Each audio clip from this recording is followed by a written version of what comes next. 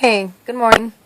So today I wanted to talk about how Christians treat people, because lately I've been hearing a lot about how Christians judge people, look down on people, act like they're better than people, and I can tell you right now those are not true Christians, because I'm going to point out in chapter 7 from verse 1 to verse 5, "Judge not that you be judged, for with what judgment you judge you will be judged, and with the measure you use, it will be measured back to you.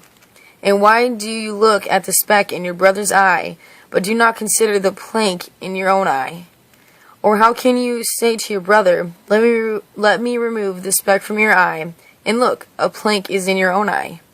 Hypocrite, first remove the plank from your own eye, and then you will see clearly to remove the speck from your brother's eye."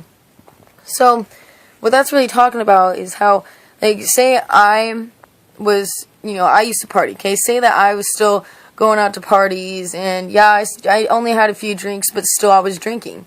And I wanted to go up to someone that I knew, would get drunk frequently and be like, "Oh, hey, you know what? That's a sin. You need to stop that." Who am I to tell someone that? Like, I'm drinking, I'm still in that sin. Pick the sty out of your own eye before you tell somebody else, so you can see clearly. And not even that, like, you don't need to be talking to people like that. Like, if you're gonna try to get somebody out of their sin, the best thing to do is pray for it, because, like, pointing out someone's sin, it doesn't feel good. It's not good to do that.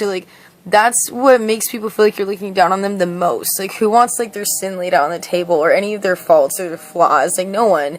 And everyone has flaws, even you. No matter how hard you're trying to perfect yourself in Christ, you're not perfect. We all fall short from the glory of God. The biggest thing is that we're trying our best to strive for perfection, and that's why we need to lift each other up in love and not look down on each other.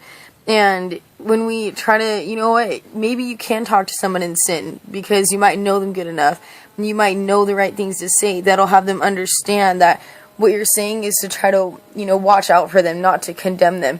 But most of the time, just silent prayer, like trusting God. Like, if you truly are following righteously and truthfully, you should know very well that God's going to take care of it. He works in mysterious ways, amazing ways. Like, oh my goodness, Jesus did hundreds of miracles. They're not even all in the Bible. So just trust in Him. And ask, and it will be given to you. Seek, and you will find. Knock, and it will be opened to you. That's verse 7 of chapter 7. So, and that's all in Matthew right there. So a lot of that just goes to say, like, trust in the Lord. Pray to Him. Talk to Him about your family, about your loved ones, about people that don't know the truth and are falling into sin. Because pointing it out is just going to turn them away and make them feel like you're looking down on them. And as true Christians, we have to walk in truth. And God is love, you guys, so don't show hate of any kind. Be loving to other people, understanding, compassionate. That's what we need to be.